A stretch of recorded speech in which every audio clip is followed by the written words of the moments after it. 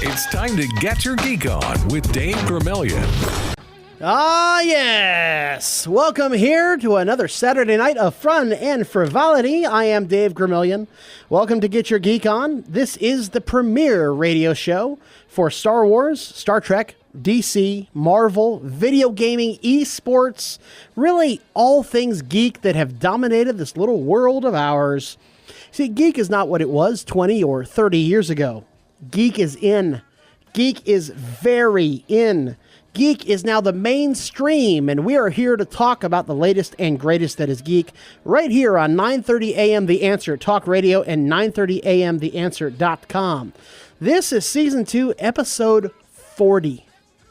Episode 40. We're 12 episodes away from closing out our second year on the air. We are right there. And tonight, we are going to really deviate from what we normally do. Normally what we do is we talk about what's current. We talk about what's happening. We talk about what is now.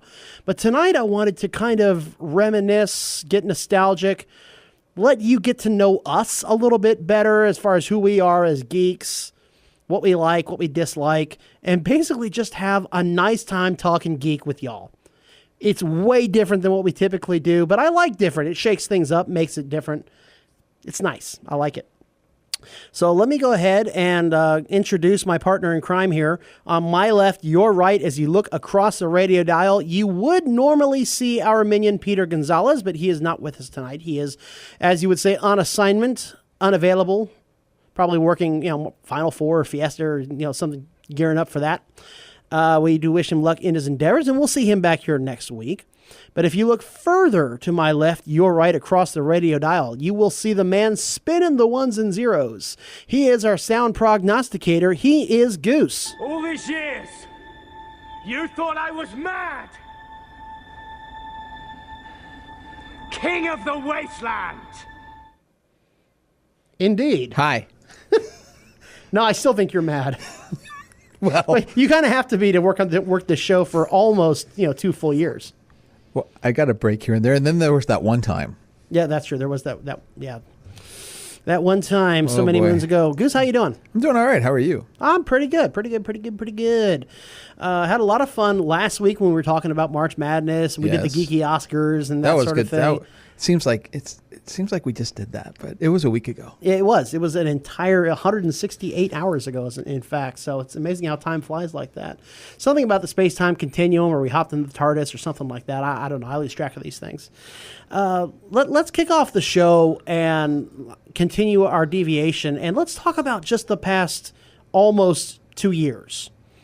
And when this show first started, and the first thing I said to Goose was, you don't get to say anything. That's true. I kid you not. This is all true. We're giving you a little peek behind the curtain. Lord. This show is brand new. I had to establish myself, had to establish the show. And I'm like, Goose, I didn't know this guy at all. 22 months ago. I didn't know this guy from a hole in the ground. I didn't know what he liked, what he knew, what his knowledge was. And I sure didn't want to start up. So, Goose, how about that Star Wars? And you're sitting there like, let's what? back up a little bit, shall we now? Okay, let's back it up. So before that, our general sales manager comes to me and he says, "Hey, I got this guy who wants to do a geeky talk show." It's like, "Great, I'm producing it." That's exactly what I said. I didn't ask, oh, please, sir, may I please produce this program? I said, "I'm producing it." And so I walk in and, hi, I'm Goose, hi, I'm Dave. And I'm like, yeah, great. Here's what's going to go down. And you ask, hey, so, I'm a big geek too. Is it okay if I talk to on some of this? Because there's some shows you produce where you don't say a word. You are strictly the producer. And I said, maybe.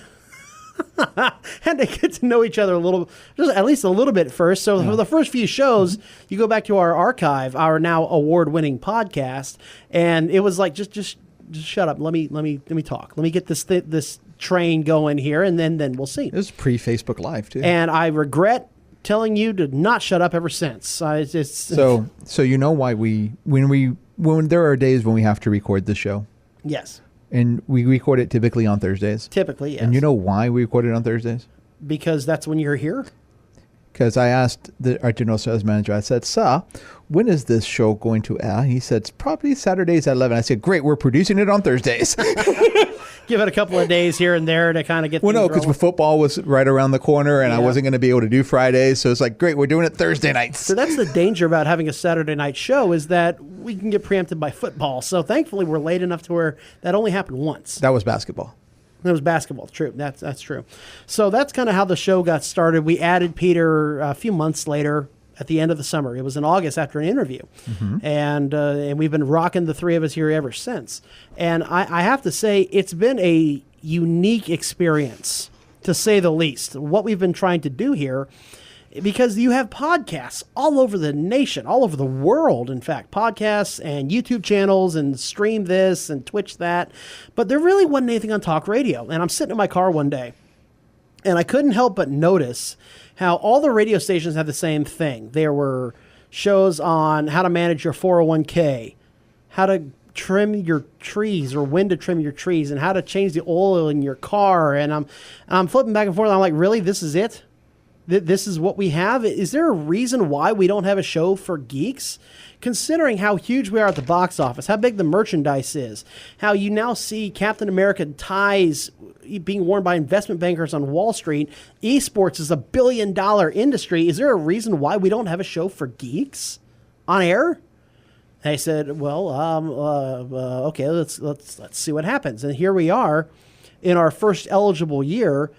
Our archive, which every show we have goes to an archive for our podcast. Yes, it does. That archive won Best Podcast in San Antonio, which I know a lot of people are like, oh, San Antonio, it's that little small town in South Texas. Yeah, we're the 7th largest in the nation. 2 million metro, almost, give or take. And we're gunning for you, Phoenix. We're working on that. So that is a tremendous honor. And consider how far we've come. That was the first year we were eligible.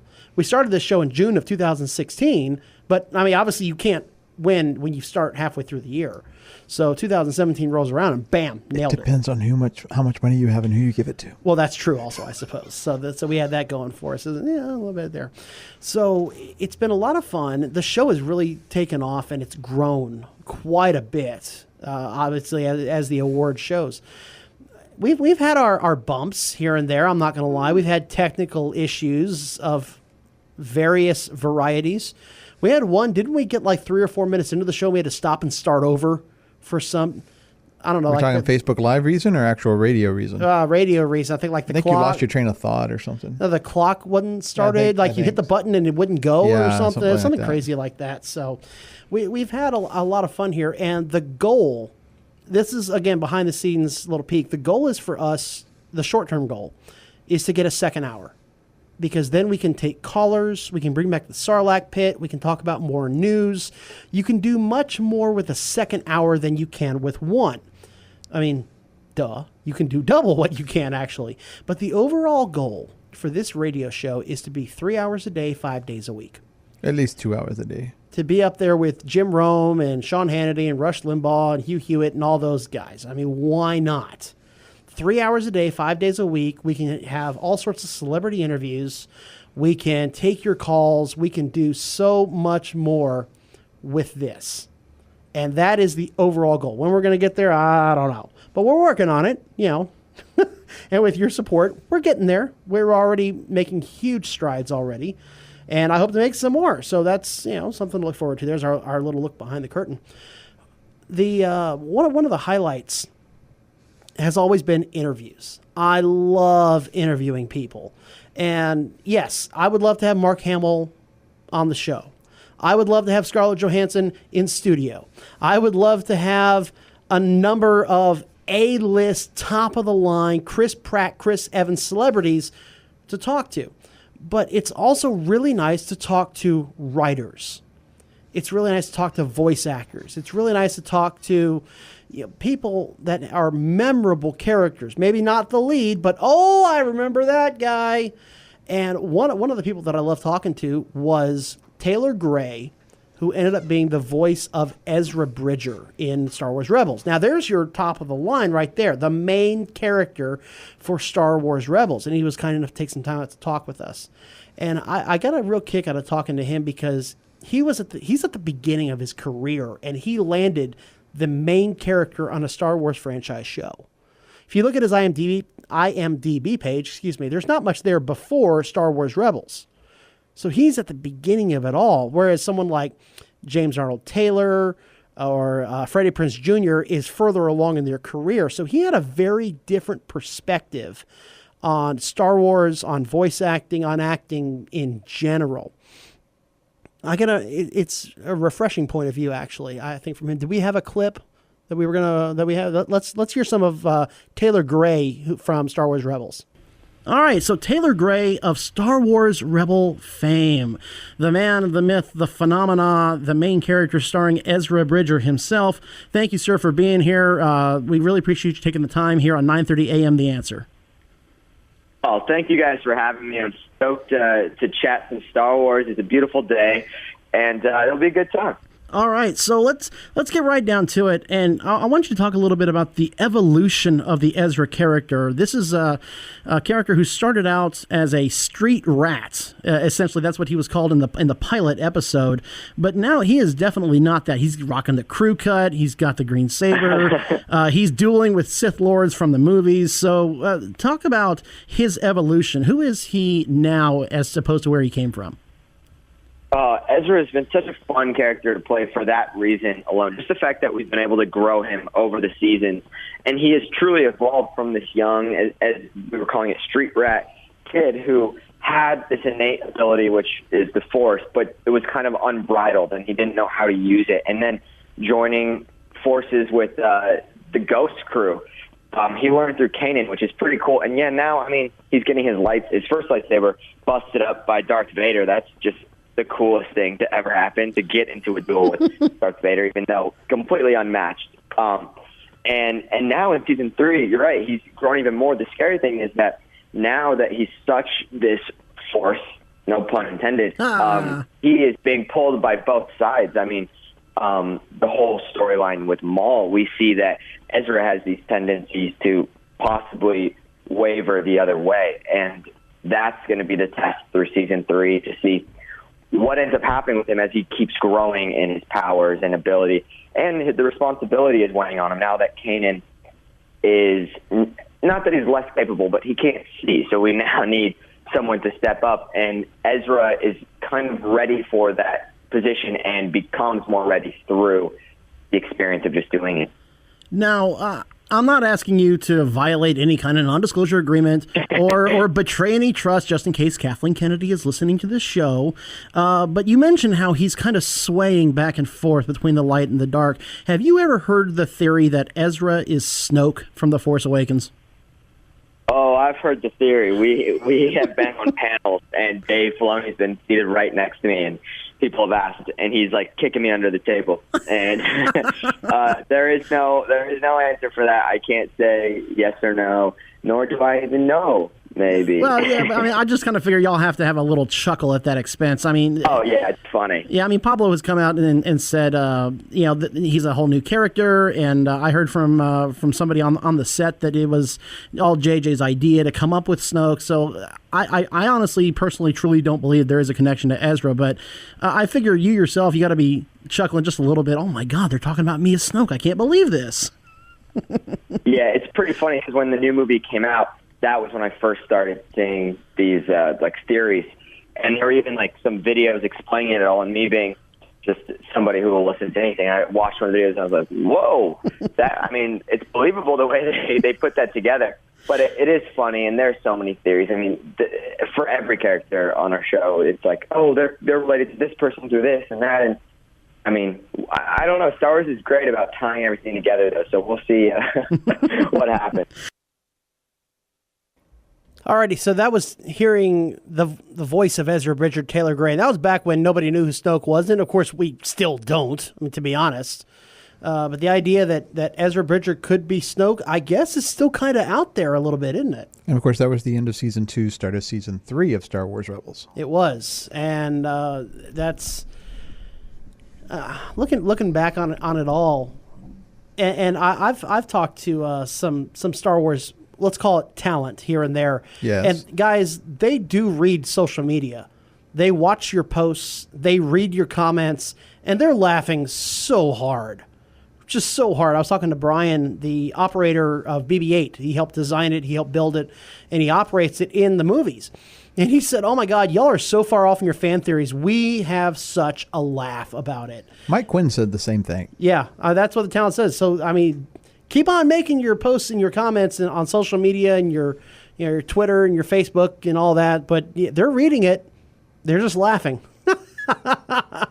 And I am too. It's fun. Some of the theories that are out there regarding Star Wars are just hilarious. I love the one, I think right now my favorite is that Snoke is the little kid from episode 3 that says, "Master Skywalker, there's too many of them. What are we going to do?" And, Anakin turns on his lightsaber and then this cuts away. So you never actually see the kid die. It's just kind of implied. And that one just makes me laugh. I really love that one. Or that broom boy at the end of The Last Jedi is going to be the next big character. It's a metaphor, guys. Stop chasing windmills. It's not anything legit, but I love those theories. They're hilarious. So in the last show, we talked about the end of Star Wars Rebels. Yes. What do you think about Rian Johnson's trilogy maybe being an offshoot of Rebels? I had a feeling that the way they would end Rebels would be a gigantic cliffhanger. I didn't think they would wrap it up in a nice, neat little bow because there's no merchandising in that. There's no marketing in that. And that's just not what Star Wars does. Okay, to a degree, Star Trek didn't do that either because Kirk said second star to the right straight on until morning. They sail off in the sunset, and then they come back to work for scale in the next movie. Only 3 of them. Only 3 of them, yeah, because Leonard Nimoy saw the script and said, no. No. So the only ones who would work for scale showed up. So it's difficult to tie things off and just say, we are absolutely done and close the book. So I thought they would end it with a cliffhanger. Now, the idea that we could see Star Wars Episode 10, The Search for Ezra, I don't think they're going to do that. And here's why. They need some time to pass. They need to get into Star Wars Resistance first. They need to keep milking that part of the franchise and let the dust settle on Ezra and Thrawn for a bit before picking it up again and going after it. I mean, we could be looking at something like that in 2023, 2024. So if they did the search for Ezra, you think they'd blow up the Ghost? They might. That's entirely possible. I find it ironic. And I'm sorry, spoiler alert. This is, if you haven't seen Rebels, I mean, it's been a couple of weeks. Been a couple of weeks now. But still, if you haven't seen how Rebels ended, give me like 2 minutes. Just give me 2 minutes here, okay? 2 minutes. Then come back. Here's your spoiler alert. The idea that a group of very desperate people who have experienced time travel, are going to go into space to save an almost extinct group of whales. Sounds a little familiar to me. Just a wee bit. Just a little bit familiar. So, I was wondering when I saw all these memes. Some of my buddies over at Star Wars: The High Ground started posting these memes of Scotty saying, "Admiral, there be whales here," and I'm like, why are they posting that? And then I saw the episode. I'm like, oh, that's what it was. That makes sense now. Gotcha. Okay. So that's all right. That's the end of your spoiler talk. I don't think that's going to happen. I think they're going to let the dust settle. And then they'll pick it up, and everyone's going to be like, "Oh my God, they're going back to Ezra!" Ah! And then it'll be time for the next generation of Star Wars fans around 2024 or so to pick it up. What do you think? What do you think they're doing with Stargate? I mean, what? Now do you got my think mind going. Origins is just kind of testing the water, or are they going to develop that? I honestly think it's testing the water. Canadians are not shy of trying to test waters. For those of you who don't know, Stargate is back. Stargate Origins premiered on StargateCommand.co just a few short weeks ago. Last week was the 3-part season finale. Now, they did it in parts that are 10 minutes long. So basically, if you watched all 10 parts, you got a 100-minute movie, which they will be releasing digitally in that feature-length form before too terribly long. Now, let me shift gears on you here again. Yes. Is there hate for the Star Wars prequels? Yes. Is it a lot? Oh, yes. Really? I disagree. I think that there's criticism. I think there's disappointment. I think there's a lot of naysayers. But at the end of the day, you'll still sit down and watch it. No. I don't think there's a lot of people that are actually hating the prequels. I mean, true, absolute hatred of the prequels. I don't think there's a lot of that out there. So there's something that came out of the prequels that we're going to cover when we get to our Jar Jar? Our fun little segment of the night. No, we're not talking the Darth Jar Jar theory, are we? Oh my God in heaven. Okay, we'll talk about that on the flip side here. Oh God. Now, I think what happened is that people have heard the same criticism since 1999. The same criticism over and over and over and over. The acting sucks, the writing sucks, Jar Jar sucks. And I think because they've heard it so often, they interpret that as hate. If I come out and I say, you know what? I was disappointed by that movie, by The Phantom Menace, by Attack of the Clones, or Revenge of the Sith. Mm-hmm. I think a lot of people interpret that as hate.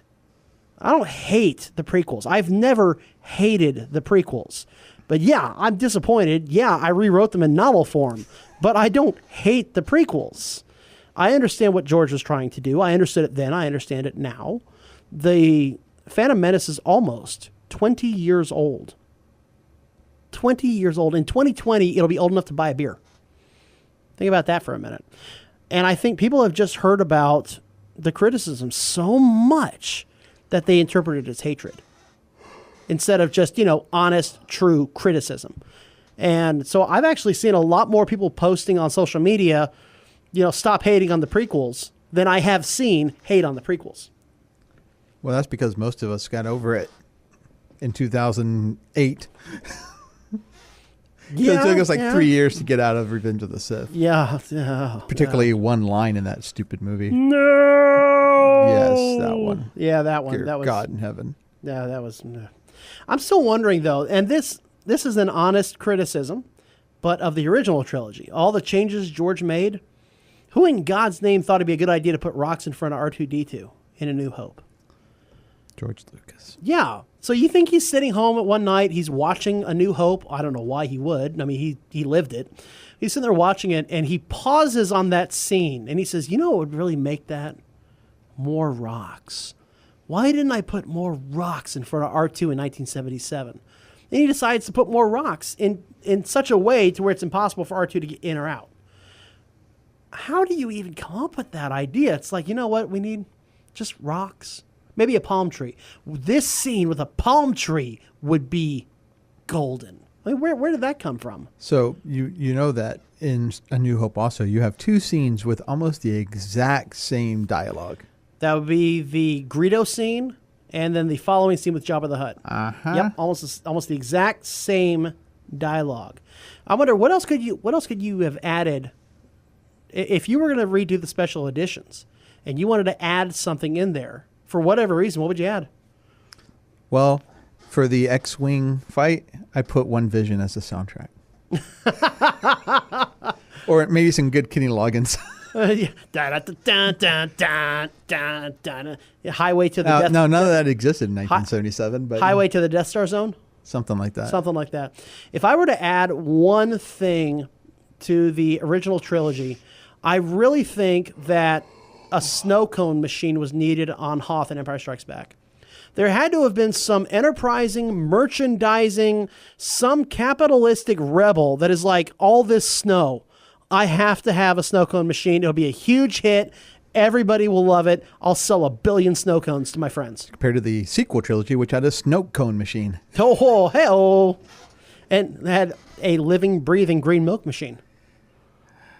Well, it did. But seriously, a snow cone machine. So, all right, so Leia is explaining the attack, right? Two fighters against a Star Destroyer, and there's a guy in the background pushing a snow cone machine. I found out how they can get a dark side quadrilogy out of Star Wars. How's Do a that? Darth Maul and a Snoke, because both will have 2 parts. Hey-oh. Ba-da-bum-bum-bum. I like Philip Gilbert on our Facebook chat here at facebook.com/GYGO radio says, and a 7-Eleven over the hill. For Slurpees. Slurpee machine. A Slurpee machine. Yes, a Slurpee machine, a guy pushing a Slurpee machine. We've already had the ice cream maker guy on Cloud City. So this would be a new tradition. Going forward for Star Wars, you would have frozen themed products. Imagine what Bluebell could do with this. Ooh. Oh my God, move over Taco Donna. We now have Hoth snow cones. Tempur-Pedic on Cloud City. I love it. I love it. That would be perfect. Yes, it would. All right, so coming up at the bottom half of the hour, more of us, more reminiscing, more interviews. We're going to be having a lot of fun here. We'll be right back after the bottom of the hour news on 9:30 a.m. The Answer and 930amtheanswer.com. And we are back here with Get Your Geek On. I am Dave Gramillion, and if you missed the first half of the show, then you missed a lot of fun, a lot of reminiscing, some nostalgia, some clips we played from Taylor Gray and his time on Rebels.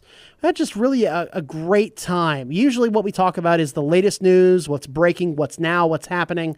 It's pretty rare on this show that we actually look back and recognize what we've done here on the show, what you have done as a listener to help us grow and become what is now on this archive, the best podcast in San Antonio, and really just kind of take a step back from it, take a deep breath before more breaking news comes out, before we start talking about Infinity War. Yeah, we're getting into that. We talked last week about Emerald City Comic Con. Alamo City Comic Con is coming up. I mean, there's just a lot out there to cover. And it's not often that we get to take a step back for a minute and just recognize and appreciate everything going on around us. So that was all there. And you can check us out now, by the way, on iTunes, on Stitcher, and now on I think I'm pronouncing this correctly, Omny.fm, I think is our new podcast platform. That's OMNY.FM. So you just search for me, Get Your Geek On with Dave Gramillion, and boom, there it is. You'll find us, subscribe. It's all good. Alrighty, so with that being said, we introduced something that we've never done before, and that is an Ask Dave Anything. Now, of course, the questions have been screened. Don't think that we don't screen these questions. I mean, come on. There are some in there that I said, yeah, I'm not, just get rid of that entirely. We're not doing that. Swipe left on that? Definitely swipe left on that one. We sent us those questions to the Sarlacc pit. We blew them out the airlock. That was it. However, I did want to take the time out to open myself up to certain questions that y'all wanted me to answer. And so, Goose, without further ado here, you want to read some of those questions off? Yeah, so we're gonna go with the question that everybody's been burning for, not just since 2 years ago when we started Get Your Geek On, but also when you had your own podcast that delved deep into the Star Wars realm of geekdom. Why in the world would you put the world through the Darth Binks theory? Okay, let me go ahead and talk about the Darth Binks theory. So one night, I was talking about Jar Jar Binks on my podcast, and someone challenged me to write a Jar Jar Binks story that would actually do the character some justice. And after the show, I sat and I thought and I thought and I thought. And while I was thinking, I admit freely that I was imbibing on some adult beverages. I will not go any further than that as to what type or classification of those. No name brands, but mainly because they don't sponsor the show. Yeah, pretty much. And never will due to reasons. I mean, legal reasons. And the more I sat and thought, the more I imbibed. And finally, I came upon the idea that it all seemed very coincidental to me that of all the places for Obi-Wan and Qui-Gon Jinn to land, they just happened to land where Jar Jar was. And Jar Jar was the only person who could get him to the underwater city, through the planet core, over to the name of the city escapes me, wherever Naboo headquarters was. Very coincidental. It's Jar Jar who becomes a hero at the battle that he helped with the Jedi that he had just saved. It was Jar Jar who got nominated to the Senate, and it was Jar Jar who gave Palpatine his emergency powers. So I said, wouldn't it be something else if Jar Jar was Darth Sidious's secret apprentice, and he was able to use his influence? He appeared the clumsy fool, of course, but he was able to fool the Jedi into setting all of this up so that it was Jar Jar who would give Palpatine the emergency powers. He becomes Supreme Chancellor. Because notice that Jar Jar doesn't die. He's rewarded, in fact, for all of this. I have an even funnier thought. Oh, God help us all. What if in episode 3, Jar Jar stands in the chamber and says, "Me enter the Senate"? Oh, God. No. Just no. So, all right. So I admit, and I have the proof because I typed this up as a note on my Facebook page back in 2014. I have it as a note. If anybody wants to look, it's there for all to see. So I can claim credit for having created the Darth Jar Jar theory. And I can't believe it just took off the way it did and just took off like wildfire. I apologize for it. Formally and officially. I'm sorry I came up with the Darth Jar Jar theory. I'm sorry. All right, I did. so Next now, question. A little more serious one. What did you think of the Netflix Lost in Space trailer? The visuals were stunning. Did you see the second one or just stunning. the first one? I saw the first one was like a teaser, right? Where he goes up the ramp and the back says, well, no, I saw them both then, in that case. The visuals were just stunning, mind-blowing. I couldn't believe I was watching a Netflix series trailer. It looked like Valerian. It looked like Blade Runner. It looked fantastic. Now, that being said, you know my theory on if it looks really good, typically the rest of it is not so much. I like the premise. I'm cautiously optimistic. Any series that focuses on the kid actor makes me nervous. See Jake Lloyd in Phantom Menace. I love Jake Lloyd. He just had a birthday recently. Love Jake Lloyd to death, but come on, it's kid actors. They're kill you every time. I liked it, and I'm cautiously optimistic about the Lost in Space series. If your canoe is stuck in a tree with the headlights on, how many pancakes does it take to get to the moon? 42, because monkeys don't wear pants. Next question. Okay. Dave, what has been both your biggest surprise favorite and biggest surprise disappointment in both television and film since going on the air 2 years ago? So we're talking since 2016. Since the day the show started in June 2016 to today. Biggest surprise was Power Rangers, the movie. I did not expect it to be as good as it was. I did not expect the characters to be as well developed as they were. And I mean, the scene where they're on the railroad tracks, or they're trying to beat the train. You're like, oh, well, of course they're going to beat it just barely, and they're going to laugh about it. No, they don't. The train hits them, and the van goes flying and tumbling. And I'm like, whoa, that was good. Elizabeth Banks as Rita Repulsa just killed it. She just nailed it. The Zord fight at the end. Bryan Cranston is Zordon. And then the little Amy Jo Johnson cameo there. A to the double J. Love you, girl. And what movie was that again? That would be Power Rangers. Go, Power Rangers! So that would be my biggest surprise when it came to movies. I did not expect it to be that good of a movie. What else was I supposed to answer? Biggest disappointment in movies. Biggest disappointment in movies.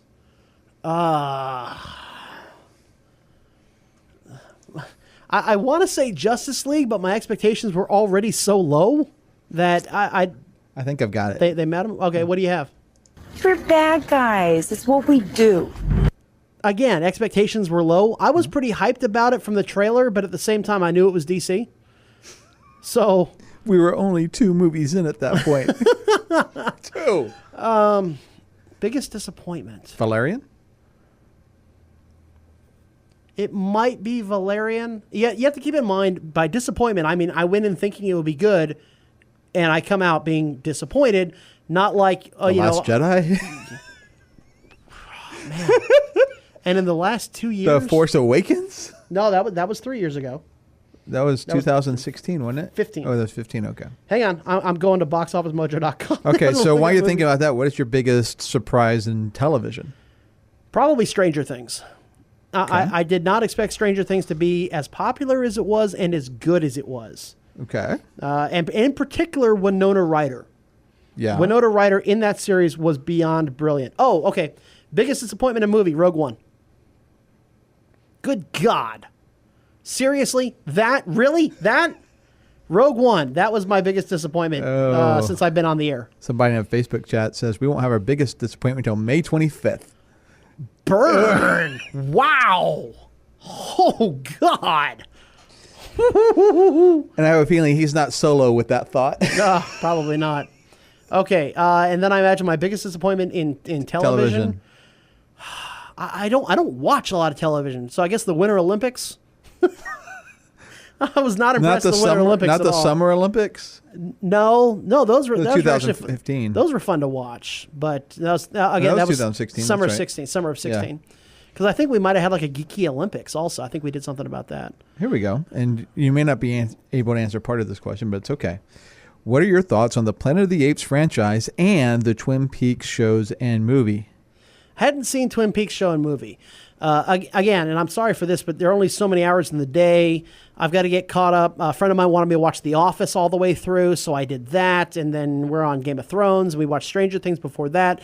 We watched the first 2 seasons of Supergirl, which I'm waiting for season 3 to come out on Netflix, I think. Yeah, it'll be on Netflix. Yeah, so I'm waiting in on June. that. We had to watch Jessica Jones, and we had to watch Luke Cage and Daredevil, that sort of thing. So after you get done with season 3 of Supergirl, download the CW app for your Roku. Okay, Watch it the day after. The day after. So, yeah, I haven't seen Twin Peaks. I've heard good things about it. I just haven't gotten around to watching it yet. All right. And so here we go. Make this a little bit more fun. What would be your preferred zombie apocalypse weapon? My preferred zombie apocalypse weapon. I would have to go probably with the machete. Machete? Yeah. Not a shotgun. Well, you run out of ammo. Okay. And I would say chainsaw, but you run out of gas. So How about a solar-powered chainsaw? a solar-powered chainsaw? No, because I'm not a hippie. How about a T-shirt cannon? No, I think I'm going to pass on the T-shirt cannon. That's okay. Maybe some ghost pepper sauce. You just throw it at them and it melts them. You know, that'd be pretty good. Talk about a burn. Yeah, hell. No, I would definitely go with the machete. I mean, that's all you have to do is sharpen it. You're good to go. So this one is a little heavy, so you can decline it if you want. Okay, hit me with it.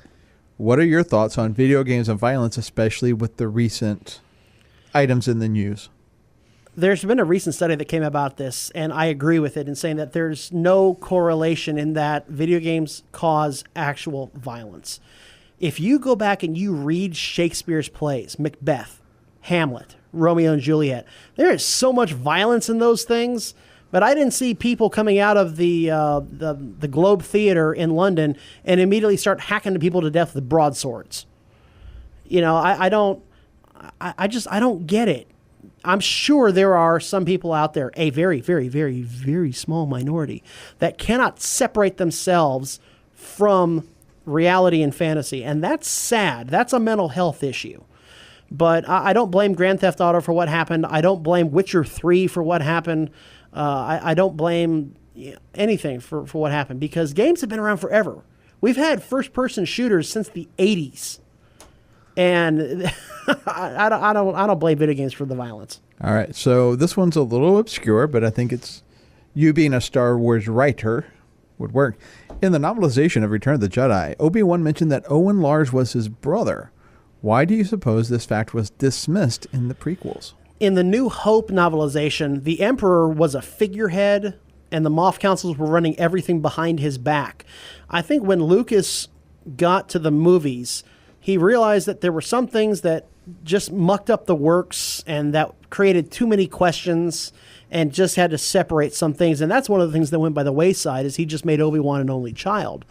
I think it would have caused too many questions. It would have been too much about Owen Lars, and that's not really what Star Wars is about, nor should it be. But Owen is just a placekeeper. He's just the uncle who takes care of him, nothing more. Let's not make Owen a bigger character than he should have been. I think that's kind of what George is going for. The purpose of his life pretty much is to die. Now, in the novelization, when I wrote episode 1, I completely redid things, and Owen and Anakin are the best of friends. They're companions, they're compatriots. Owen wasn't introduced to episode 2. Well, I'm in my rewrites, though. Oh, okay. When I was doing. And he resents Kenobi, because we never really know why he hates Obi-Wan. We never have found out. Maybe we will if they do a Kenobi movie. But what I did was Obi-Wan takes Anakin away from Owen, and Owen was banking on Anakin to help him get the life that he wanted. So Anakin looks at him and goes, "Yeah, I'm ditching you, bro, and I'm going with Obi-Wan." So that's why he hates Obi-Wan, because he robbed him of the life that he wanted to have. The Obi-Wan movie could be good. It could not be good, depending upon your point of view. Hey-oh. What other questions? Next one. Hit So, me. if you were writing a reboot to the current Transformer movies yourself, what are the sort of things you would add or take away, judging from what we have had so far, both film and animation? Stop focusing on the humans. Stop it. But it's cheaper from a budget perspective. I don't care. Transformers is not about the humans. The only thing it is about regarding the humans is how their interaction with the Transformers. But they're such a minor part, it's not even funny. I mean, basically, the only humans you see in the comics are Spike and like a couple of his friends, and that's it. And they're around very sparingly. Transformers is about the robots. Stop making it about Sam. No, Wiki. Okay, maybe you can make it a little more about Megan Fox, but just that's it. So that's the first thing I would do is stop focusing on the humans. All right, so one more Transformer question. Are you happy that they are rebooting the Transformers film series? God, no. No, absolutely not.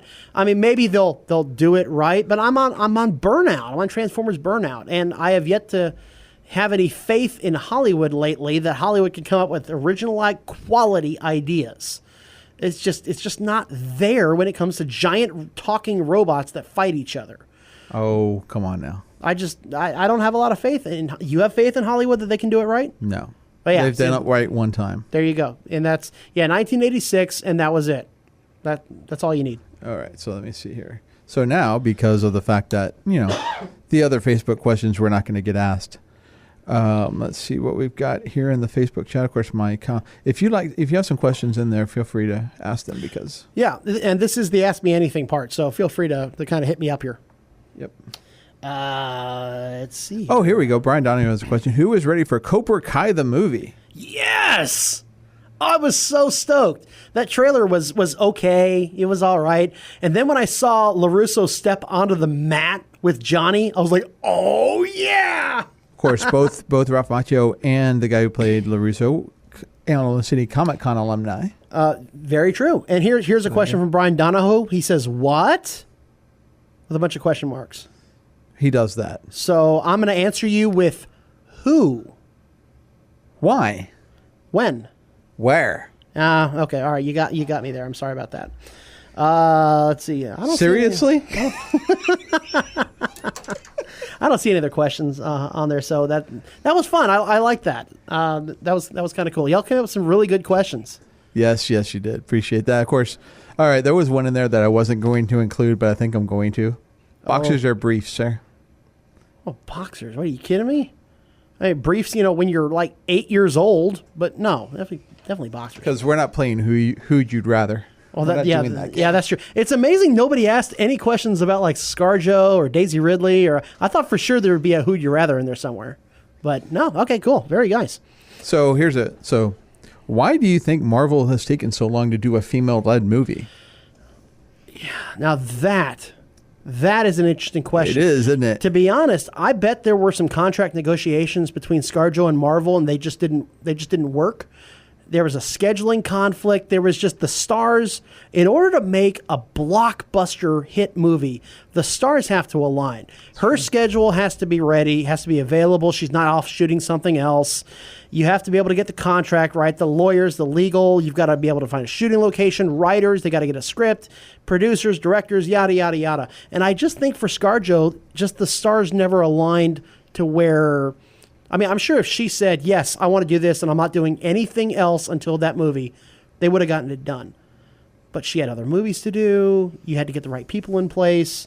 I just didn't think it happened. Stars did not align. And of course, with DC, Wonder Woman's part of the big three. So, well, that's true. Yes, that's so you true. had to do a Wonder Woman movie. I do think, though, I think it was a critical error for Marvel. I think a ScarJo Black Widow movie with Hawkeye, had it been done right, I think that could have been a $750 million movie. Easy. Not even close. So what do you think of the CWDC, including Linda Carter, in the Supergirl universe as President of the United States? Yeah, I hadn't gotten there yet. She was in season 2. No, she was. Yeah, you're right. Okay, sorry, my bad. Sorry, when you said CWDC, because I'm watching it on Netflix. So I'm like, what? It was a nice homage. just like bringing back Terry Hatcher and Dean Cain. That was kind of cool. And Helen Slater. But I still like, I can't remember her name now, Cat Grant. Oh, Callista Flockhart? Callista Flockhart. She's still one of my favorite characters in that whole show. When she came back at the end of season 2, man, I was fist pumping. I loved that sucker. That was awesome. All right. So, from Facebook, here we go. It's a statement. Last one, then we're moving on. Weird Al in a DC movie, or in a Disney movie. Okay. Sure, why not? I don't see why not. You know who I'd like to see in a superhero movie? Me?